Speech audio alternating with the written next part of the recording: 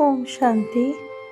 आज है 4 जनवरी 2024 की साकार मुरली। ओम शांति। बाप दादा। मीठे बच्चे, मुख्य है याद की यात्रा। याद से ही आयु बढ़ेगी, विक्रम विनाश होंगे। याद में रहने वालों की अवस्था बोलचाल बहुत फर्स्ट क्लास होगा। प्रश्न है, तुम बच्चों को देवताओं से भी जास्ती खुशी होनी चाहिए। क्यों? क्योंकि तुम्हें अभी बहुत बड़ी लॉटरी मिली है। भगवान तुम्हें पढ़ाते हैं। सतयुग में देवताओं को पढ़ाएंगे, यहाँ मनुष्यों को पढ़ाते हैं, लेकिन तुम आत्मा को स्वयं परमात्मा पढ़ा रहे हैं। तुम अभी स्वदर्शन चक्रधारी बन रहे हो। तुम्हारे में सारी नॉलेज है, देवताओं में ये नॉलेज नहीं। गीत है, जाग सजनिया जाग। ओम शांति। नए युग में होते हैं देवी देवताएं, जो डबल अहिंसक मनुष्य। अभी जो बाबा कहते हैं ना, देवताएं होते थे डबल अहिंसक, लेकिन अभी कैसे मनुष्य हैं? विकारी मनुष्य, क्योंकि सब में कुछ ना कुछ विकार है ज़रूर। तो कोई कल्प की आयु 7,000, कोई 10,000 बता देते हैं। तो बच्चे जान गए हैं कि ऊंचे थे ऊंचे भगवान, हम उनके बच्चे। अब हम हैं पंडे, रास्ता बताने वाले। अब अपने को आत्मा समझकर बाप को याद करना है। ये भी किसी की बुद्धि में नहीं है, ये भी किसी को नहीं पता कि मनुष्य से देवता हम ही बनेंगे। निराकार परमात्मा तो मनुष्य और कोई उनको समझ नहीं सकता, तो उनको हाथ पाँव कहाँ से आया, जबकि श्री कृष्ण को तो हाथ पाँव सब कुछ है। तो ये दिखाना है चित्र के द्वारा कि एकदम ऊपर आत्माओं का दिखाना है। परम धाम, सूक्ष्म वतन, फिर मनुष्य लोग भी आएंगे। तो ये दिन पर दिन कैसे इन्वेंशन निकलती है, ऐसे ऐसे चित्र बनेंगे जिससे कि आगे के लोग समझ जाएंगे। ऐसे नहीं कि पिछाड़ी में आने वाले माला के दाने नहीं बन सकते। नौदा भक्ति वाले भी तो दिन रात भक्ति में लगे रहते हैं। बाबा ने कहा ऐसा नहीं सोचो कि अगर कोई पिछाड़ी में आता है तो उसको नहीं पद मिल सकता। शास्त्रों में तो एक अगर रह भी गया ना यहाँ पर, तो बाबा ने कहा वो उलाना देंगे। ये फिर ये रह जाता है कि हमें तो पता ही नहीं पड़ा, इसलिए चित्र अखबार आदि में निकलवाओ, और जब पूरा निश्चय होगा तब दौड़ेंगे। तो न्यू दिल्ली में पुराना किला आदि, जैसे अभी नई दिल्ली बनेगी तो उसमें ये सब पुरानी चीज़ें नहीं होंगी, वहाँ सतो प्रधान होगा, उसका नाम ही स्वर्ग है। अभी हम सब जानते हैं हम अंधियारे में हैं, पुरुषार्थ कर रहे हैं मंजिल के लिए, क्योंकि बाबा है रास्ता बतलाने वाला। बाबा को मंथन नहीं करना होता, विचार सागर मंथन ब्रह्मा को करना पड़ता है, क्योंकि बाबा कहते हैं तुम्हें ही पुरुषार्थ करना है, मुझे थोड़ी करना है। मैं तो तुम्हें आकर राजधानी स्थापन करके वापस ले जाऊंगा। फिर महिमा तो फिर तुम्हारी होती है कि तुम कैसे एकदम से गिरकर नीचे आके पड़ते हो। लेकिन अभी तो तुम्हें जाओ, बहुत खुशी होनी चाहिए, क्योंकि यहाँ पर भगवान स्वयं तुम्हें पढ़ा रहे हैं। जबकि कहा जाता है कि मनुष्य मनुष्य को पढ़ाते हैं। तो ब्राह्मणों ने राम राज्य और रावण राज्य को समझ लिया है, और अब जितना श्रीमत पर चलेंगे उतना ही ऊंच पद पाएंगे। आजकल तो बाबा ने कहा बहुत गंद है, गोद वाले बच्चे की भी सगाई करा देते हैं। तो बाबा ने कहा वहाँ देखना तुम कितनी शादियाँ रॉयल होती हैं। अच्छे फर्स्ट क्लास योगी बच्चों की आयु बढ़ती चली जाती है, क्योंकि जितना ज़्यादा बाबा से योग लगाएंगे उतना हमारी आयु भी बढ़ती है। तो याद में रहने के लिए कहीं तो माथा मारते हैं, परंतु घड़ी घड़ी भूल जाते हैं। तो कम से कम भोजन बनाते काम करते 8 घंटा बाबा कहते हैं योग में रहना पड़े। तो कई लोग तो अपना चार्ट भी नहीं देते, मुरली भी कोई कहते हैं सुनना, कोई याद नहीं है।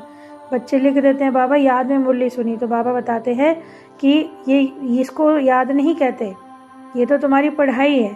तो बाबा जब थे वो खुद बताते थे, मैं कभी कभी भूल जाता हूँ, बाबा से कैसे कहूँ कि आप खाना खा लो, आप भी खाते हो हम भी खाते हैं, क्योंकि आप तो उपभोक्ता हो। परंतु बाद में कहते हैं कि बाबा साथ है। मुरली सुनने से विक्रम विनाश नहीं होते, योग से होते हैं। बाबा जानते हैं बच्चे बिल्कुल याद नहीं करते कहीं तो बोलचाल भी बिल्कुल उनकी अलग ही हो जाती है। याद में रहने से ही सतो प्रधान बनेंगे, परंतु माया ऐसी है जो एकदम बुद्धि को उलट देती है, फंस पड़ते हैं। तो धन कमाने के लिए जैसे कहते हैं ना, मुरली सुनना ये एक सब्जेक्ट है, पावन बनेंगे योग से। तो बाबा कहते हैं जब तक सच नहीं बताते, पवित्र नहीं बनते, तो फिर यहाँ क्यों आते हो। कुछ कहते हैं बच्चे में आजा बाबा में आजा मिलूं, तो बाबा कहते हैं यहाँ आने से कुछ सुधार नहीं होगा। रास्ता तो वही है कि पवित्र बनो और पुरुषार्थ करके बाबा को याद करो। तो अभी तक एक पक्की गारंटी करे तब समझेंगे कि भाई हाँ, बच्चे समझते हैं कि किसकी सभा है, ईश्वर की, सोमनाथ बबूलनाथ। तो इस धर्म के जो होंगे वो निकल आएंगे। अब तुम बच्चों को तो सुदर्शन चक्रधारी बनना है, उठते बैठते बाबा की याद में रहना है। अब देवताएं फाइनल हैं, जब फाइनल तब होंगे जब कर्मातीत अवस्था होगी, फिर ब्राह्मण बनकर फिर देवता बनेंगे। तो एक दृष्टांत है कि 2 लड़ते थे, सन्यासी ने कहा मुख में मुलहरा डाल लो, कभी निकालना नहीं। 5 विकारों को जीतना कोई मासी का घर नहीं है। बाबा कहते हैं ना, जो जितना ज़्यादा सर्विस करेंगे बाबा का नाम भी लेंगे, तो ये कोई इतना आसान नहीं है, लेकिन हम पूरी मेहनत कर सकते हैं। तो बाबा की याद में रहकर अगर हम सर्विस करेंगे तो बहुत ही अच्छा याद का चार्ट रहेगा। और विश्व में शांति लोग मांगते हैं, परंतु स्वीट बाप स्वीट बच्चे सारे विश्व को स्वीट बनाते हैं, परंतु अभी नहीं है। ये खेल अनेक प्रकार से होता रहता है, चक्र भी फिरता रहता है। तो फिर बाबा ने याद प्यार दिया, मीठे मीठे सीखे लदे बच्चों प्रति माता पिता बाप दादा का याद प्यार। Good morning. रूहानी बाप की रूहानी बच्चों को नमस्ते। हम रूहानी बच्चों की रूहानी माता पिता बाप दादा को याद प्यार और नमस्ते नमस्ते। शुक्रिया बाबा, शुक्रिया। धारणा के लिए मुख्य सार है, विक्रम विनाश करने, आयु को बढ़ाने के लिए याद की यात्रा में ज़रूर रहना है। याद से ही पावन बनेंगे, इसलिए 8 घंटा याद का चार्ट बनाना है। देवताओं समान मीठा बनना है। ऐसा वैसा कोई शब्द बोलने की बजाय तो ना बोलना अच्छा। बाबा कहते हैं ना, ऐसा वैसा कुछ ना बोलो, उससे अच्छा चुप रहो। तो रूहानी और स्थूल सर्विस करते बाप की याद रहे तो अहो भाग्य। वरदान है, सेवा में रहते कर्मातीत स्थिति का अनुभव करने वाले कर्मा तपस्वी मूर्त भाव। समय कम है, सेवा बहुत है।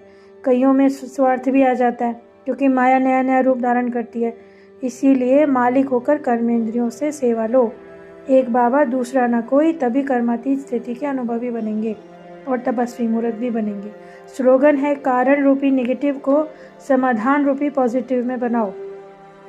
बाबा ने कहा, हमेशा पॉजिटिव बात सोचो, पॉजिटिव करो और सॉल्यूशन पे बात करो।